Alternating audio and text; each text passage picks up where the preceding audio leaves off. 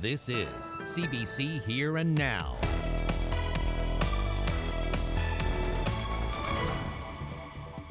One day longer! One day stronger! Striking Dominion workers in St. John's mark Labor Day with a national virtual rally.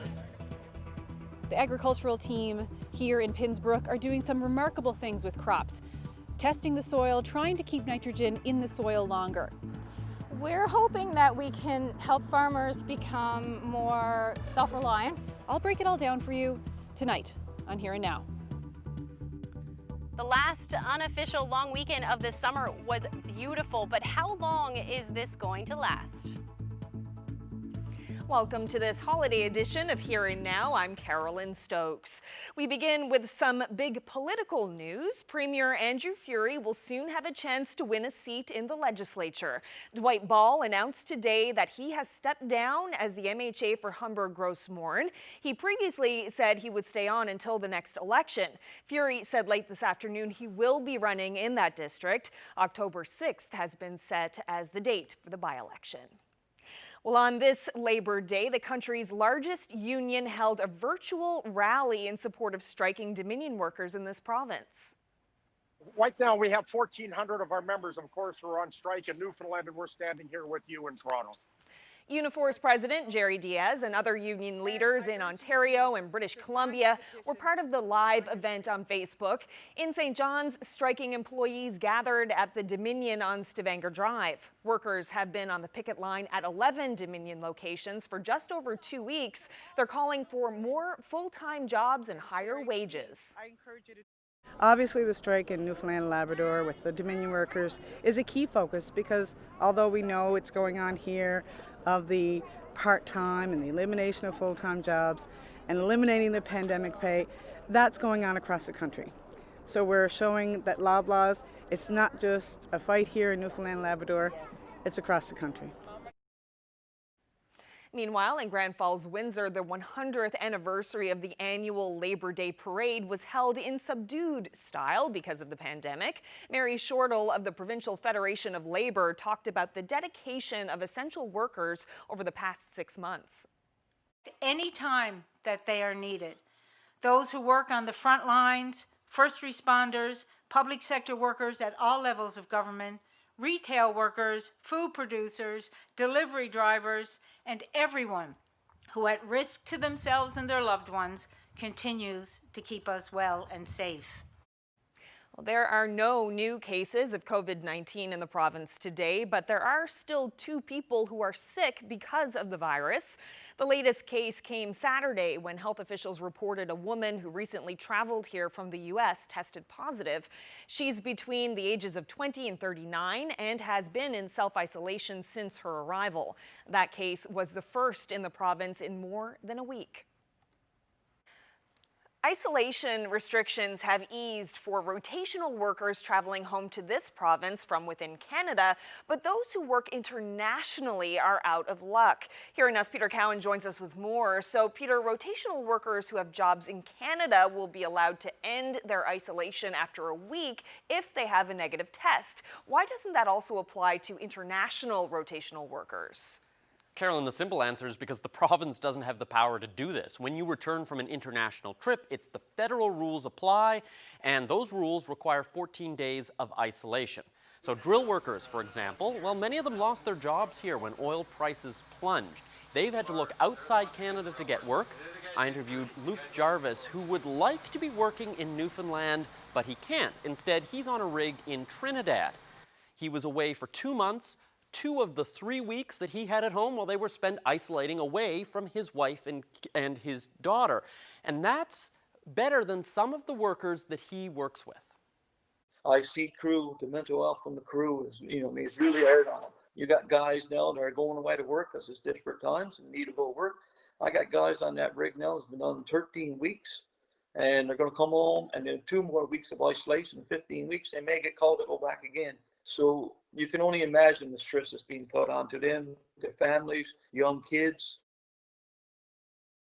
So it has had an impact on families, as you heard Jarvis talk about there. Gail Jarvis, his wife, has had to step up and do even more when her husband is isolating. It's hard. I have seen my husband go through a lot of stuff at his work, but this is taking a toll on him mentally. I feel it, I see it, and it's definitely taking a toll on us. It's just someone has to be strong in this family, and I just take that on as that's going to have to be me right now.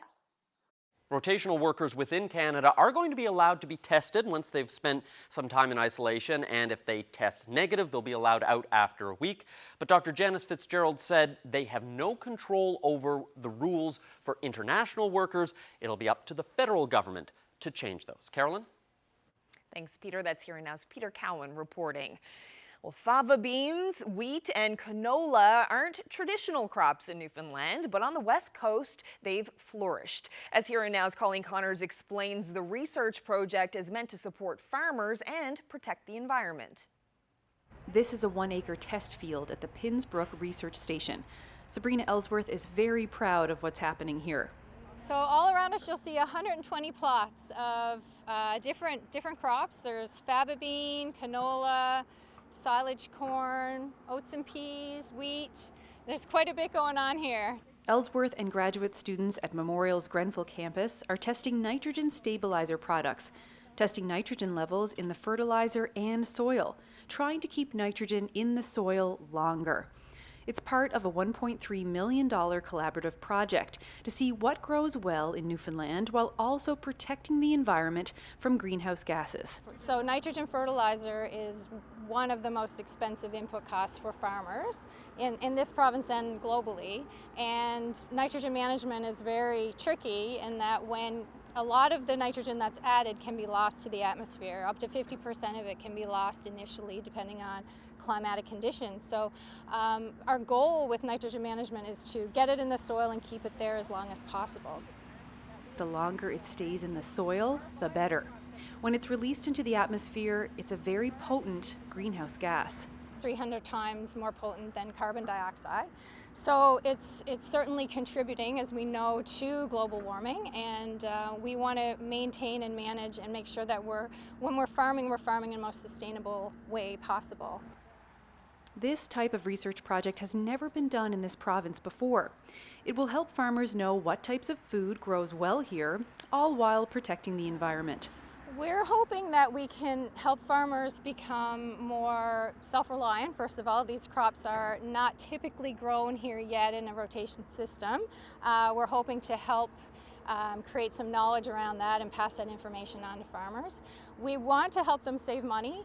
You know, nitrogen, as I said, costs a lot, and if it's being lost, then they're wasting their money. So how can we keep that nitrogen in the soil, protect the environment, and help the farmer save money ultimately is what we're trying to do. Ellsworth and her team collect samples every week to test the nitrogen levels. One successful crop is canola. It produces a superior oil that's packaged and sold locally. Plus, it's great livestock feed. We know it's viable, it's lucrative, it's something that we still have a lot of work to do on it. Well, here in this canola field, that golden iridescent hue is already starting to fade, but that's a good thing. That means that the canola pods are almost ready to harvest. And that's just another product that's going to be harvested and kept right here in this province. Now, Sabrina and her team are already clearing land to start testing some more crops. Colleen Connors, CBC News, Pinns Brook.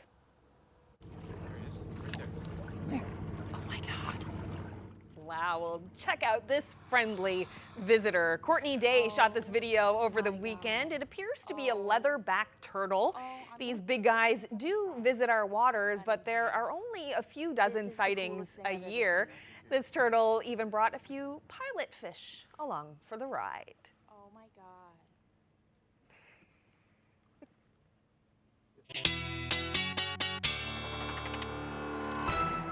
Ashley is here now with a look at the weather forecast. And Ashley, what a view behind you right now. Where are you? It's it doesn't even look real, does it? No.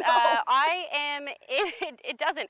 I'm in Twillingate right now, and what an absolutely gorgeous day. And it's about 8 to 10 boats out there on the water enjoying this gorgeous weather for the last day of the summer food fishery. And yes, what an afternoon. Most places across the province are stunning. Let's take a look at those temperatures across the board. 21 degrees here in Twillingate this afternoon, 19 in St. John so far. And then we've got temperatures near the 23-degree mark for Corner Brook. And then temperatures beautiful up through Labrador as well. Cartwright, you're seeing a high near 20 degrees. Now, if we take a look at the satellite radar for the island, a whole lot of nothing. Just a ridge of high pressure in place, leading to these beautiful calm conditions. But we do have some cloud cover moving in up through Labrador as an area of low pressure will move in. Once this ridge goes and moves out of the way, the winds are actually going to ramp up as we head through the night tonight. And that's because, again, that pressure gradient is tightening. So we're going to see the winds ramp up pretty much across the board for the island, certainly up through Labrador. You'll see those showers will move in overnight tonight, and even through the first half of tomorrow, it'll spread towards the coast and the interior there. But as far as the weather is concerned for the island, it is looking like another stunning night. 11 degrees in St. John's. 14 in Corner Brook, and those winds, like I said, will pick up. So southerlies overnight in the west first, about 20 to 40 kilometers per hour towards the latter half of the evening, or the overnight rather. And then a mild night for Happy Valley Goose Bay, 15 degrees. But you did see your first frost in Lab West yesterday, but it looks like a 9-degree night tonight for you. But again, those winds will be fairly gusty. So southerlies anywhere from 50 to 70 kilometers per hour. As we head through the day tomorrow, the winds will ramp up even more. It will be another beautiful day across the island. However, we'll see some increasing cloud towards the evening hours and the potential for a few showers in the evening and overnight, mainly for eastern and southern areas, and then along the west coast as well. Just a slight chance of a few showers will roll through. But overall, it's looking like another beautiful day. Temperatures will be even warmer than what we're seeing. But again, those winds, 30 to 50 kilometers per hour, generally out of the south or southwest.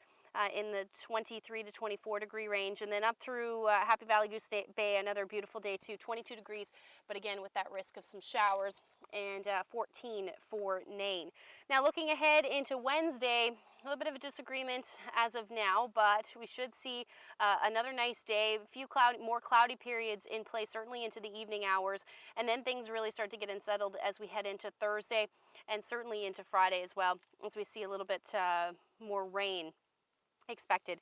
So here's the temperatures for Wednesday, even a little bit warmer, 24 degrees in St. John's towards Central, and then 22 in Corner Brook, a little cooler along the strait, about 15 degrees. And then for Nain, you're looking at cloudy periods through the day and about 13 degrees as your afternoon high on Wednesday. Into Thursday, that's when things become a little bit more unsettled. So we're looking at showers, and at this point, temperatures in the teens, high teens, low 20s through the day, but some of that cooler air up through Nain again, so down to 9 degrees will be your afternoon high. But after the next couple of days, things are going to change. Whether we see this cool down a little bit earlier into Friday, that's still up in the air at this point, but definitely in for a cool down after these lovely temperatures. 15 degrees at this point by Saturday, but again, staying gray for pretty much the rest of the week. For central and western Newfoundland, you're going to see your temperatures dip a little sooner, so certainly on Friday for western Newfoundland into the teens through the day, and then same thing for central. Look at your overnight lows though, dipping into those single digits, so certainly a little preview of some fall weather. Eastern Labrador, you're looking at about 11 to 16 degrees, but again, those overnight lows very chilly, and then same thing for western Labrador, flirting with the 3-4 degree mark, and daytime highs just barely reaching the double digits.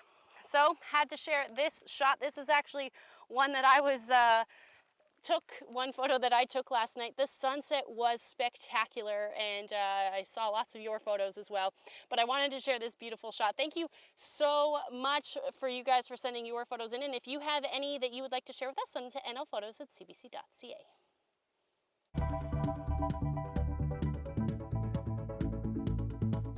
You should have made reserves so that plant workers could have their incomes brought up. Right now, the telephone workers in Newfoundland are the poorest in all Canada. Well, next, we're looking back at the labor unrest in this province throughout the 1980s as we mark Labor Day.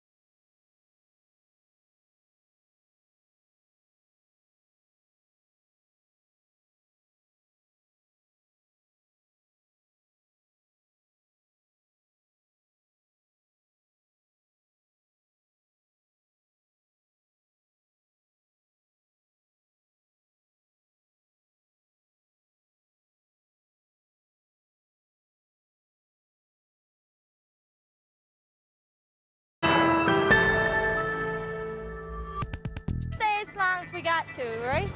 I mean, we're prepared to fight for our rights. And as far as I'm concerned, what the offer they made to us is just an insult. You got a whole bunch of our brothers and sisters out there thinking that is the greatest thing since sliced bread, to tear up an agreement. Stop this propaganda barrage. Stop twisting the truth.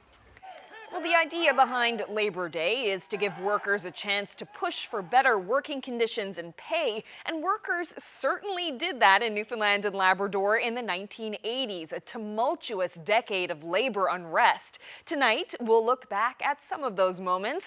During the 1984 strike at the Newfoundland Telephone Company, police arrested 52 people during a demonstration, workers who had been on strike for 13 weeks. The CBC's Catherine Wright was there to tell the story. The strikers were taken to this local police station. They're in violation of a court order, namely in excess of the number of picketers that are permitted. And so they spent the day in the basement, where they were fingerprinted, photographed, and charged. Every now and then, fellow workers sent in refreshments. These telephone workers are worried about technological change. They want seniority rights for job layoffs, and they want equality for women. They say women employees do not get the same benefits as men, nor can they apply for highly skilled jobs. And then there's wages. Newfoundland Tel is one of the most profitable telephone company, not only in the Atlantic, but also in Canada. All we're requesting is not mainland wages, but wages in the Atlantic. And right now, the telephone workers in Newfoundland are the poorest in all Canada. Newfoundland Tel is a subsidiary of Bell Canada Enterprises. Last year, it made a profit of $17 million. Its telephone rates are comparable to rates in other parts of the country, but the company says it can't pay comparable wages. The strikers want a 6.5% increase each year for the next 3 years. The company says that's unreasonable.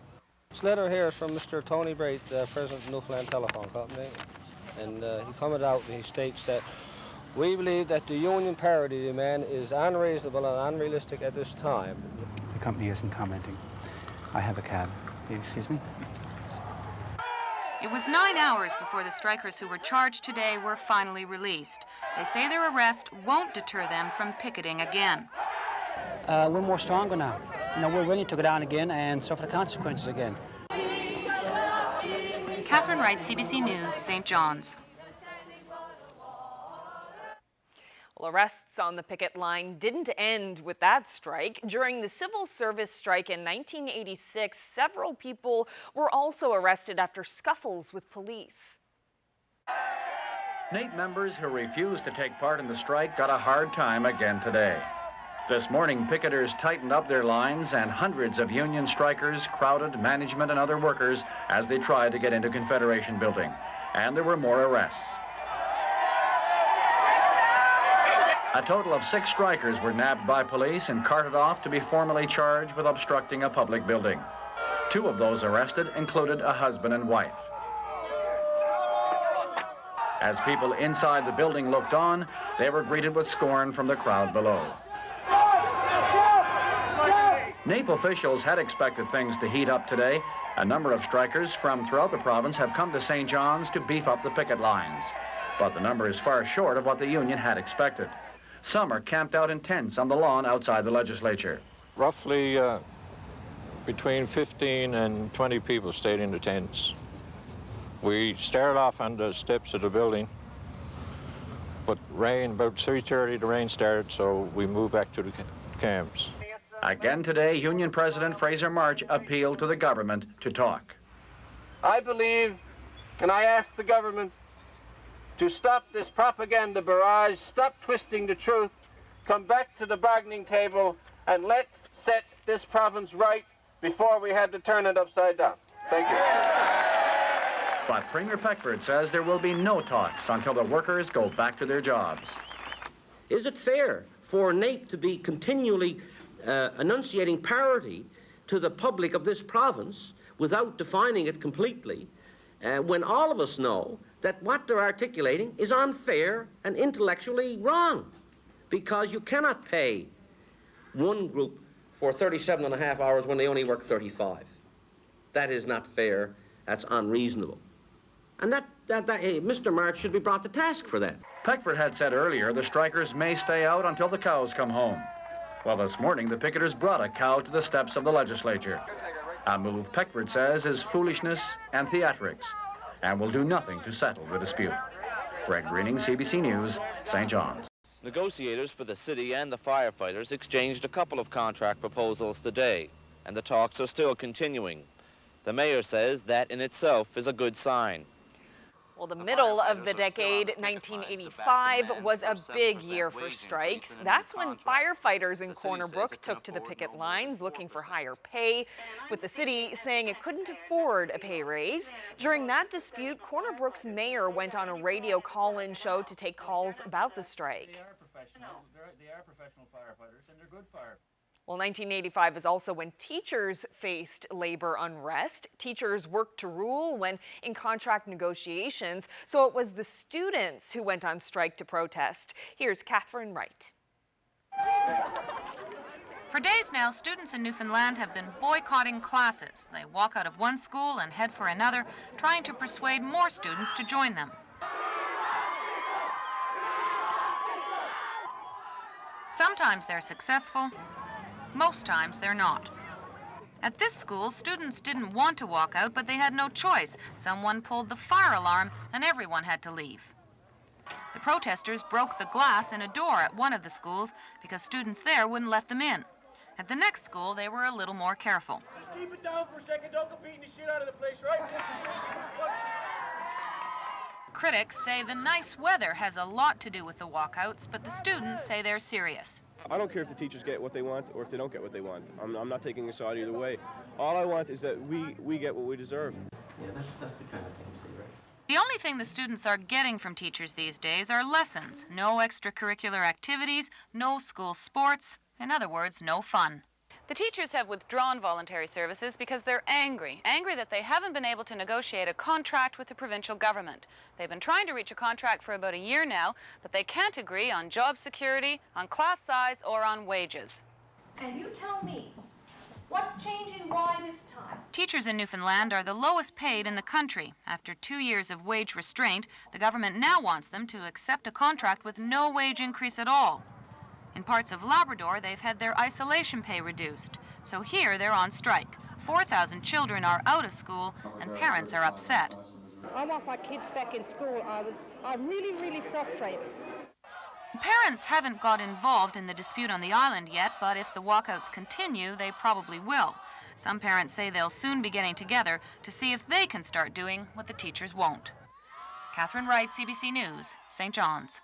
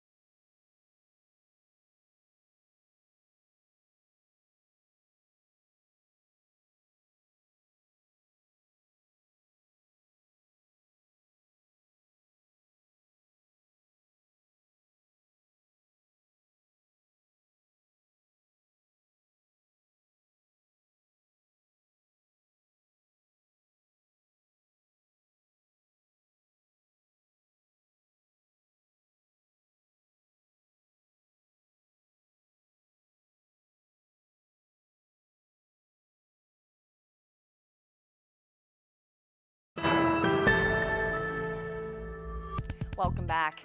The man who was shot in the back by police in Kenosha, Wisconsin last month is speaking out. Jacob Blake released a video from his hospital bed over the weekend. Your life, and not only just your life, your legs, something that you need to move around and move forward in life, could be taken from you like this, man. Blake's spinal cord was severed when a white police officer shot him in the back 7 times. The shooting ignited another wave of unrest in the United States. Well, a couple of years ago, we told you the sad story about the orca mother that was mourning the loss of her newborn calf. Back in 2018, she carried the calf for 2 weeks in what scientists called a tour of grief. Well, now we have a much happier story to tell you. The orca, known as J35, is a mother again. New images from the Center for Whale Research show her with her new calf, which was likely born on Friday. Mother and child appear to be doing very well. Well, that wraps up this holiday edition of Here and Now. Stay with us, though. Coming up next is Land and Sea.